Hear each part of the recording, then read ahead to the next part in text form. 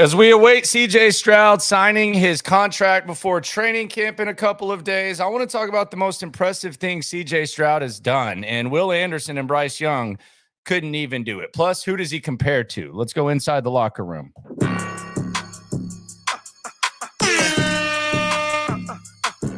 Yeah, it's the locker room on YouTube. You know what it is. Let's get it. Hey, locker room. Yeah, we in the locker room. Texas. All right, we're a couple of days away from training camp. It is the locker room, number one source for Texans daily digital content. I'm Landry Locker. You can hear me Monday through Friday, 10 to 2 on Sports Radio 610 and on the Odyssey app. Subscribe, like, ride along. Going to be on the field at practice. Anticipate seeing CJ Stroud on the field any minute now. I would say before Tuesday.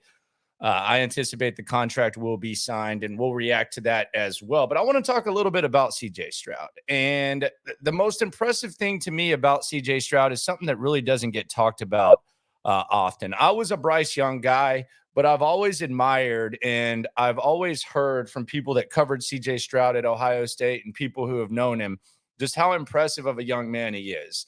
And oftentimes you hear that, and sometimes it ends up being true the more that you see him in the limelight, and then sometimes you end up getting kind of burned by that notion. But there was a tangible example during a really adverse time where CJ Stroud, I thought, showed just the charisma and the maturity that you can't teach, and quite frankly, I don't even think it's realistic to expect from too many people his age, even people at the highest level, even people that we've compared him to for a while, including Bryce Young, and I'll just present it to you, and it comes from the Georgia game. We talk a lot about the Georgia game with CJ Stroud for how he performed on the field, but after the game is where I really admired the way CJ Stroud handled himself. And I'll pull back the curtain. I remember 20-ish years ago going to the Texas-Oklahoma game and Chris Sims having huge struggles.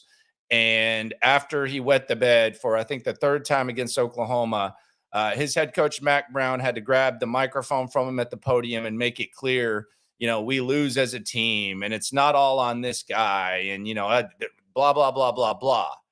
And we saw it again from Bryce Young, who was selected number 1, and Will Anderson, who was selected number 2.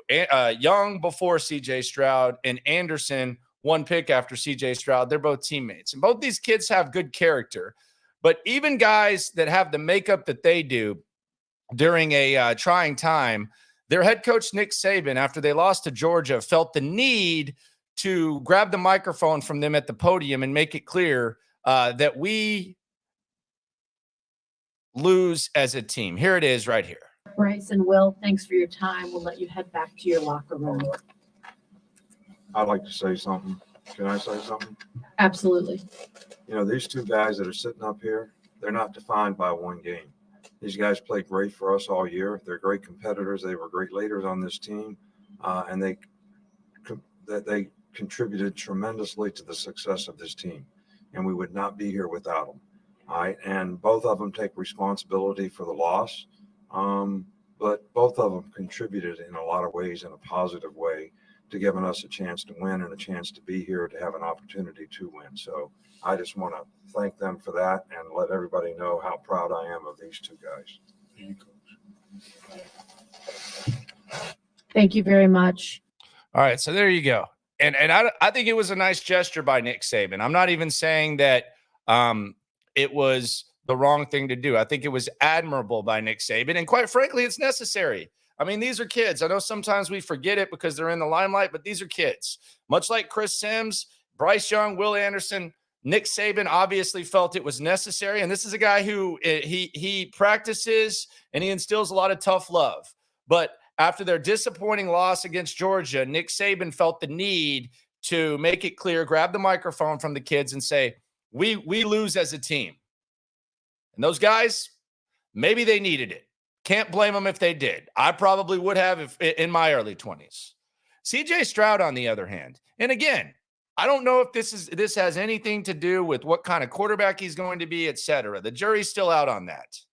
But look at CJ Stroud after his loss to Georgia last year And his head coach, Ryan Day, who makes who knows how much money, his coach, Ryan Day, is answering a tough question about a game plan, mistakes late in the game, and look how the roles reverse. You go from the young men needing their coach to grab the mic from them and take the bullet to the kid doing it for the coach. This is the most impressive thing that I saw from CJ Stroud. Again, there were some calls that I absolutely wish I had back, but in the end, game plans are only good by the guys who can put it on the field.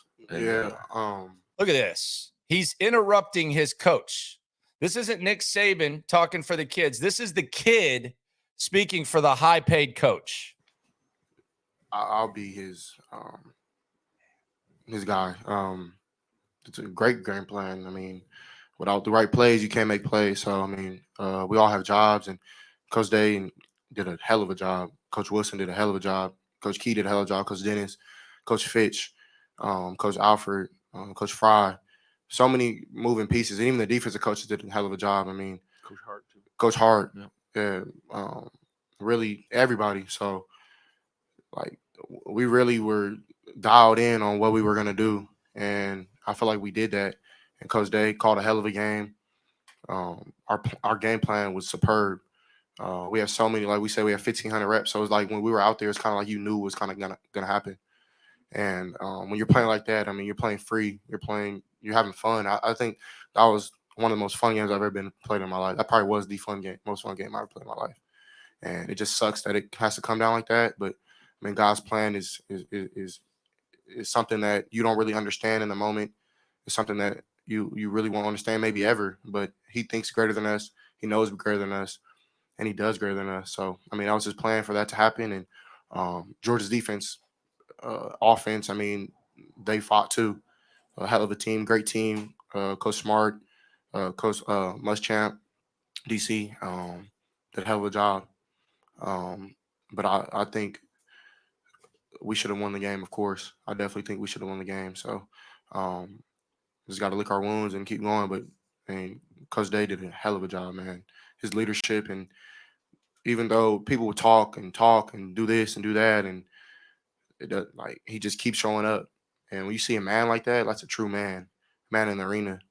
And really, everybody on our team, we didn't splinter. We didn't turn eye to eye and start pointing fingers when we lost. We owned up our mistakes, and we just kept fighting. We kept swinging like our culture is. And I mean, I wouldn't want to play for anybody else. Play with anybody else. So I mean, Coach Day, hell of a coach. I mean, that's just absolutely insane to me. And maybe I've been known to over romanticize displays at the podium. Again, how does it translate? That's not Tim Tebow going up there giving that fake ass. Nobody's going to try harder when you have 25, 30 first round picks. I mean, that's a kid that just went through disappointment that players, his peers that are selected around the same time, number 1 and number 3 overall, that have played at the highest level. The biggest hardo coach felt the need to put his hands on their shoulders and say, I want you guys to know that this is a team thing. And we've seen that before. We have not seen CJ Stroud or someone grab the mic from their coach after enduring that much disappointment in doing that. Does it matter? Who knows? But whether you were a Bryce guy, whether you were a CJ guy, whether you were an Anthony Richardson guy, that is pretty admirable regardless. And it's hard to imagine too many guys doing that. Training camp begins in 3 days. CJ Stroud, we expect him to get that contract when it happens. As always, we'll react to the breaking news here. Going to have the daily stream, going to be on the field at training camp, going to be talking to guys, probably going to have an interview with CJ Stroud. I'm going to bring that to y'all. It's been a fun, what are we at? 10 months of this digital thing. And the radio show continues as well on the Odyssey app. So keep riding along. Texans coverage getting a lot more fun, a lot of people into it. And remember, when it comes to this Texan stuff, we are all in this together. Happy training camp. Season's almost here, baby. Let's get it. Hey, locker room. Yeah, we in the locker room. Texas talk. Yeah, you know what we about to do. Localize every angle's what we really do. We the source.